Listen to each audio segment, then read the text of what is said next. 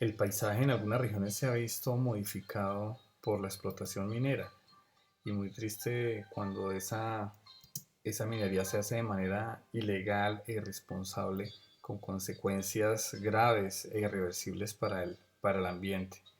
Pero lo que nosotros pretendemos mostrar es otra manera de hacer esa minería, hacerla de una forma responsable, de una forma amigable con el ambiente en la medida de lo posible. Y lo que vamos a mostrarles en este proyecto, en este lote que ya fue empezada la explotación. Para esto utilizamos un dron Phantom 4 Pro con el ánimo de obtener una imagen del terreno en una gran amplitud. Entonces, como inicio, pues tratamos de determinar el área que se puede llegar a trabajar. Entonces, ahí nos valemos con base en este ortomosaico, poder obtener un modelo digital de terreno, el cual nos representa en colores las diferentes altitudes del lote, siendo la parte roja oscura la más alta y la parte azul oscura la más baja, vean lo que corresponde a la línea del río, ¿no? Entonces ahí ya vamos a determinar la cota de inundación y a partir de ese punto pues medimos los 30 metros de protección del río. Esas líneas azul turquesa representan los 30 metros que se midieron. Entonces tendríamos un área disponible para el proyecto de ganadería proyectado a mediano plazo de 32 hectáreas. No la explotación minera, no.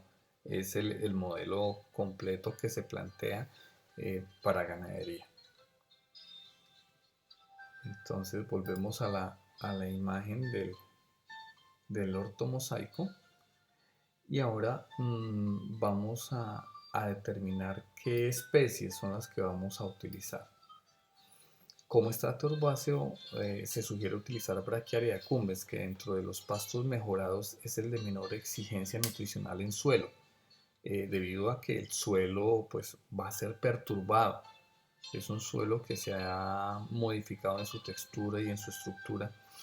Entonces, por tal razón no tenemos un buen suelo para pensar en trabajar una especie muy buena como puede ser el Megathyrsus maximum o Guinea o Mombasa o un Brachiaria brisanta, ¿no? Son especies que son más exigentes en suelos y no tenemos un suelo de alta fertilidad para darle las condiciones ambientales edafoclimáticas para que esa especie exprese todo ese potencial genético que trae en un fenotipo traducible en un muy buen rendimiento de biomasa y en una muy buena calidad nutricional para los bovinos. Por eso es que sugerimos el Brachiaria decumbens, porque entre las especies mejoradas es el de menores exigencias nutricionales en cuanto a suelo. ¿Mm? Ahora, en cuanto a los árboles, pues aquí importante ver estos dos círculos que les presento. El círculo blanco es un árbol de frijolito allá sobre el terreno y el círculo en verde limón es un árbol de jobo. Los dos tienen características especiales muy diferentes en cuanto a la proyección de sombra que hacen. El frijolito, si se dan cuenta, ustedes tienen una proyección de sombra dispersa, mientras que el jobo tiene una sombra más densa.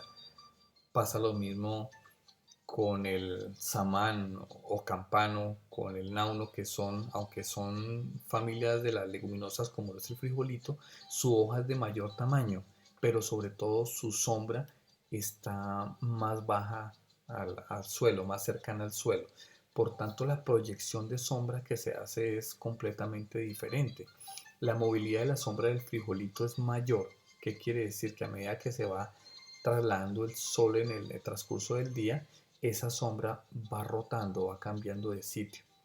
Mientras que la sombra del campano es mucho más bajita, sus ramas están mucho más cercanas al suelo, por tanto la proyección que hace de sombra es más estática, ¿sí? Y además de que la hoja es más grande y más densa la sombra que proyecta, entonces hace que con el tiempo hay una pérdida importante de forraje debajo del árbol porque no llega buena luz para que haya fotosíntesis en ese estrato herbáceo.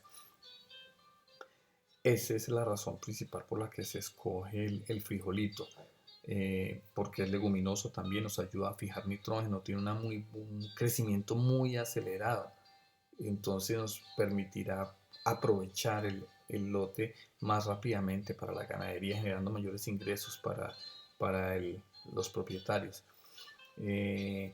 Da un muy buen crecimiento de raíces, por tanto, esa penetración de raíces contribuye a una penetración también de agua y de nutrientes que arrastre esta agua, mejorando también la tasa de evapotranspiración. Entonces son las razones por las cuales se escoge el frijolito. Bueno, ahora ya he determinado esto, eh,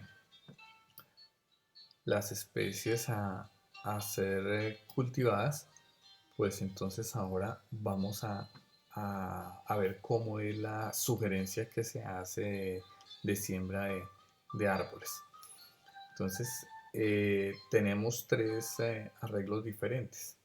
El primero está constituido por líneas en sentido oriente-occidente de árboles de frijolito intercaladas con matarratón. Es decir, que esas líneas rojas son líneas donde se siembra frijolitos cada 20 metros y cada metro o cada 2 metros se siembran estacas de matarratón, estacas que deben tener 3 metros de, de largo y sembradas en huecos de casi 1 metro de profundidad. ¿Esto para qué? Para garantizar un muy buen anclaje de ese árbol, ¿sí? Y una proliferación masiva de raíces que también contribuyen al anclaje, a que el árbol se agarre mejor al suelo, pero de otro lado permite tener mayores raíces para tener una mejor respuesta a la defoliación que se haga de ese matarratón. Ese matarratón va a ser cosechado en épocas de verano o se programa la cosecha del mismo. Entonces, tener un buen sistema de raíces le permite una muy buena absorción de nutrientes para responder ante esos cortes que se le vayan a hacer en el futuro. Tenemos otras líneas de árboles en, en sentido eh, norte-sur, en este caso verticales, eh, matarratones sembrados con las mismas indicaciones anteriores del matarratón, pero en sentido norte-sur. Y aquí quedan constituidos los potreros, ¿no? Si ven, vamos a un cuadro de esos, tienen en las líneas horizontales 70 metros de longitud y en las líneas verticales de matarratón 80 metros. Eso nos da un área de 5.600 metros cuadrados para 45 potreros. Hay callejones muy amplios de circulación de animales. Ustedes ven que son de 20 metros de ancho. En un momento dado, esos callejones se convierten también en fuente de alimento para los animales, pero también dejando vías alternativas en caso de que haya encharcamiento, ¿sí? Aquí viene otra ruta de circulación por este lado de los animales, ¿sí?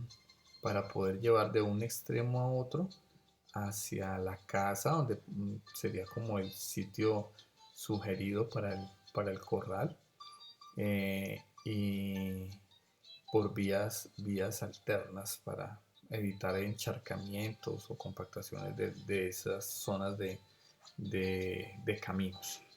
Hay otras áreas que no están incluidas entre los potreros, como esta de acá, áreas aquí por la ribera del río, y aquí esta futura franja de explotación, en donde se sugiere que se siembre botón de oro con otras especies de árboles nativos. Ahí sí viene el campano, viene incluso balso, yarumo, que crecen muy bien en la zona, en Nauno, con una barrera viva muy fuerte por la línea morada de Caracolí.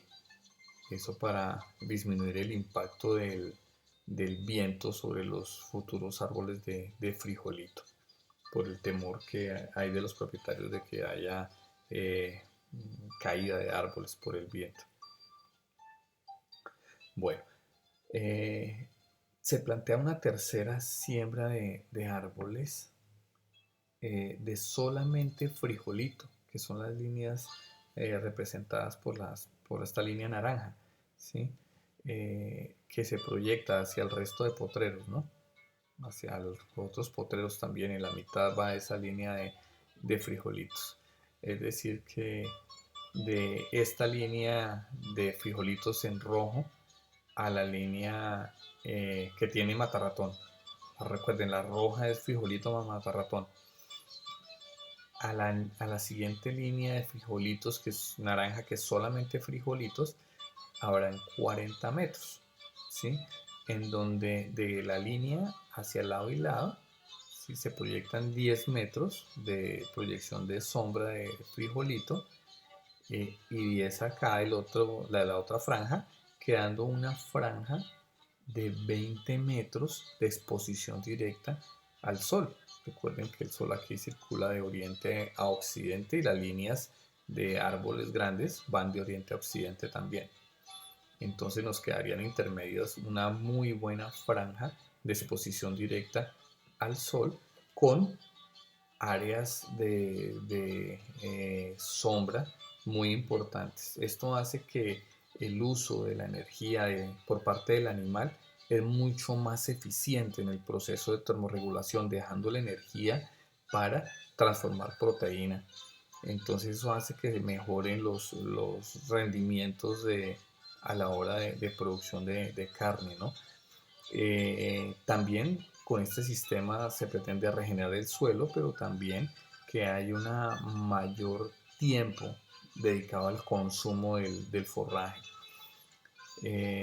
Forraje que con el tiempo, a medida que se regenere el suelo, va a ir mejorando su condición nutricional, sus contenidos de proteína y de energía, ¿no?